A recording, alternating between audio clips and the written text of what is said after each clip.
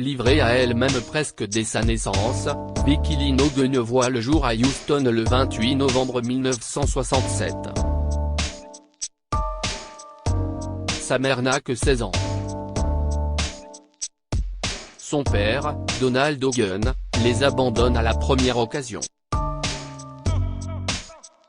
Et, son ex-épouse Virgie, devenue shérif adjoint entre-temps, mène sa baraque d'une main de fer offrant à la petite Vicky Lynn, tragiquement disparue il y a 16 ans, le 8 février 2007, une enfance particulièrement éprouvante durant laquelle elle est la victime d'abus sexuels et psychologiques.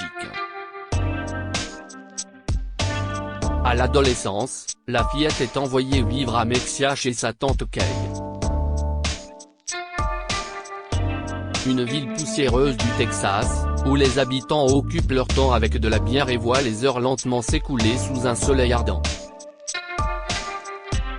Minée par le harcèlement scolaire qu'elle y subit, Vicky Lynn quitte l'école très tôt et est engagée comme serveuse dans un fast-food crasseux et populaire. Déjà très jolie, l'adolescente se lie d'amitié avec le garçon qui derrière les friteuses, Billy Smith. Très vite, il devient son premier mari. Ils n'ont pas encore 17 ans, mais quelques mois plus tard Vicky Lynn accouche d'un petit garçon prénommé Daniel. Je me sentais tellement isolée, révélera-t-elle lors d'une interview télévisée. Je me suis dit que si je devenais maman je ne serais plus jamais seule. J'ai eu mon fils et en effet, je ne suis plus seule car c'est un garçon merveilleux et je l'aime profondément.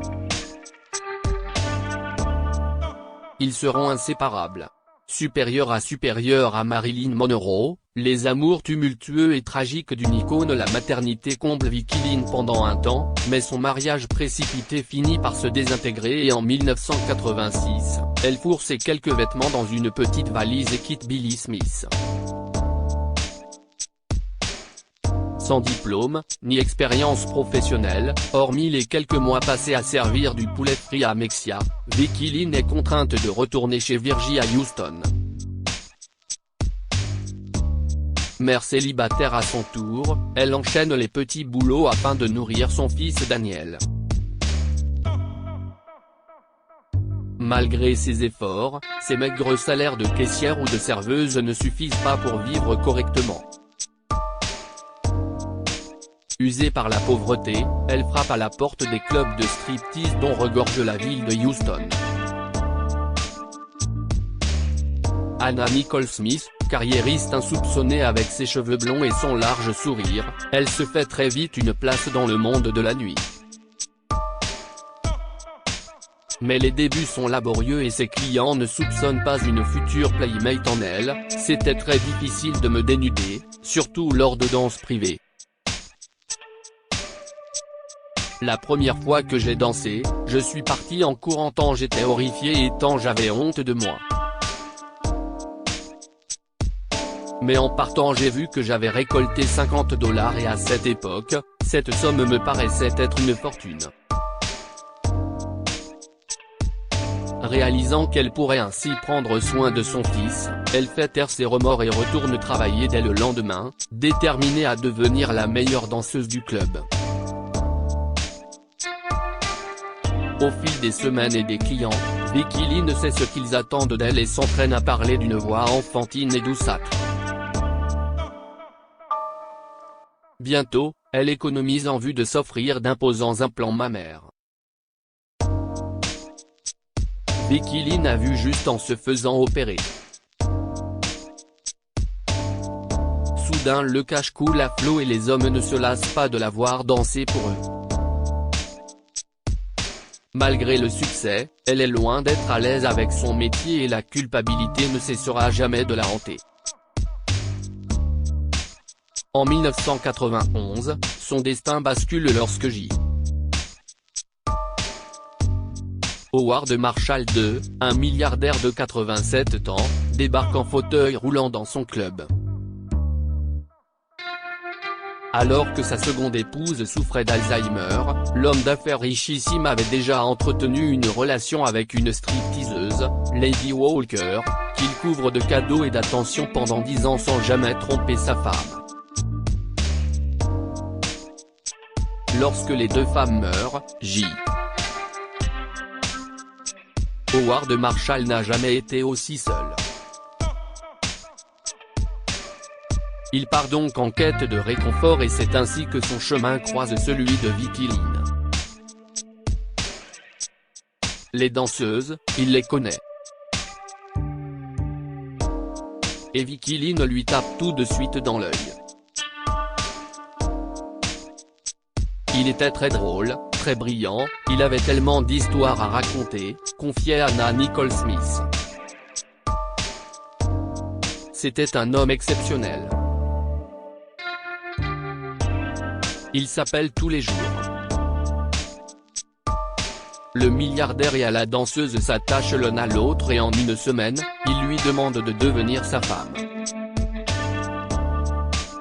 L'opportunité est belle, mais Vicky Lynn refuse. Son cœur est déjà pris par une autre, une certaine Cindy qu'elle a rencontrée lors d'une soirée et dont elle est très amoureuse. Les deux femmes vivent ensemble, portent des alliances, sans pour autant se promettre fidélité car, loin d'être découragées par le refus de la belle stripteaseuse, J. Howard Marshall continue de lui faire la cour. Au fil des semaines, il lui offre une maison, un cabriolet, des rivières de diamants et même un ranch avec une écurie. Vicky Lynn est folle de bonheur et Marshall renouvelle sa demande. Là encore, la jeune femme refuse, lui affirmant qu'elle n'acceptera pas tant qu'elle n'a pas réussi sa carrière par elle-même. À lire aussi, Mystère du Gotha, qui est Anna Delvey, fausse milliardaire et vrai escroc.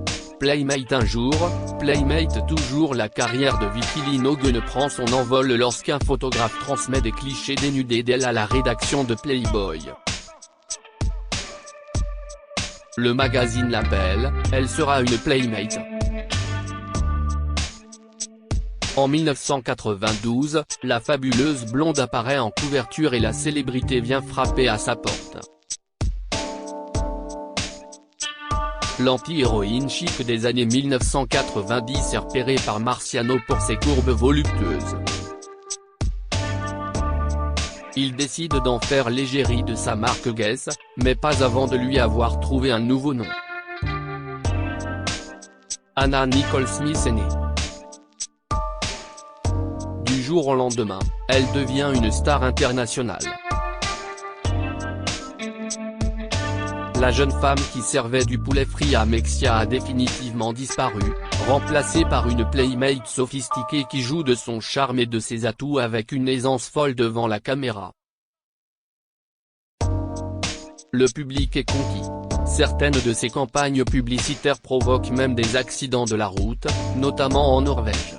Un déménagement à Los Angeles s'impose à Anna Nicole Smith comme une évidence. Signée par l'un des agents les plus puissants d'Hollywood, la mannequin décroche un premier rôle dans un film. Très vite, elle enchaîne d'autres projets au cinéma et s'installe dans l'ancienne maison de son idole absolue, Marilyn Monroe, que J. Howard Marshall loue pour elle. Mais sa santé se dégrade. Ses implants mammaires lui causent des maux de dos perpétuels et elle souffre également de violentes migraines. Ses médecins lui prescrivent de puissants antalgiques de la famille des opiacés, ce qui entraînera une première overdose. Après 4 ans de relation, elle finit par accepter de l'épouser son amoureux milliardaire. Elle a 26 ans et lui, 89 ans. À peine marié, le couple envisage d'avoir un enfant, mais Pierce, le fils de Howard s'en mêle, furieux à l'idée que son héritage mirobolant puisse lui filer entre les doigts. Il ordonne à des détectives de les suivre et surveiller leurs moindres faits et gestes. En juillet 1995, J. Howard Marshall II est placé sous tutelle et Pierce s'empresse de couper les vivres d'Anna Nicole Smith et de limiter ses visites. 14 mois après leurs noces, l'homme d'affaires meurt et s'ensuit une bataille judiciaire rocambolesque pour déterminer qui obtiendra la garde de ses cendres. Deux cérémonies ont lieu. D'un côté, celle organisée par ses enfants, de l'autre celle d'Anna Nicole Smith, qui chante en robe de mariée blanche. Supérieure à Pamela Anderson et Tommy Lee, la véritable histoire autour de leur sextape descente aux enfers lors de l'ouverture du testament, le retour à la réalité est brutal pour la Playmate. Contre toute attente, J. Howard Marshall II n'a pas laissé un centime de sa fortune estimée à 1,6 milliard de dollars à sa jeune veuve. De nouveau, Anna Nicole Smith et Pierce Marshall s'embarquent dans une guerre judiciaire sans merci qui durera près de 10 ans. Si côté carrière, Anna Nicole prend son envol, sa vie personnelle s'effondre et ses problèmes de santé s'aggravent lorsque l'un de ses implants mammaires explose. La liste des médicaments qui lui sont prescrits continue de s'allonger de façon inquiétante et elle succombe à une overdose pour la seconde fois. Acculée par les dettes de sa bataille légale et souhaitant capitaliser sur sa notoriété, elle accepte de filmer une télé-réalité. Sa vie cesse peu à peu de lui appartenir. Le 1er juin 2006, elle annonce une deuxième grossesse à ses fans, mais l'identité du père est incertaine avec pas moins de 4 hommes différents en lice pour le rôle. Entre-temps, le drame frappe Anna Nicole Smith de nouveau. Son fils aîné Daniel meurt d'une overdose médicamenteuse dans la chambre d'hôpital de sa mère aux Bahamas où il lui rendait visite après la naissance de sa petite sœur, Danielle Hope Marshall. Anna Nicole Smith est effondrée. Daniel était incontestablement la personne la plus importante dans sa vie, affirmait son avocat Howard K. Stern qu'elle épouse 18 jours après la disparition de son fils. 5 mois plus tard, Anna Nicole Smith meurt à l'âge de 39 ans d'une overdose médicamenteuse. Comme pour son idole Marilyn Monroe, les autorités peinent un temps à déterminer s'il s'agit d'un accident, d'un suicide ou même d'un meurtre. Bien que cette dernière piste ait été écartée, le doute plane encore sur l'aspect intentionnel de son geste. Anna Nicole Smith sera enterrée aux Bahamas où elle repose toujours et la même année, un juge déclare que le photographe, Larry Birkhead est le père biologique de sa fille.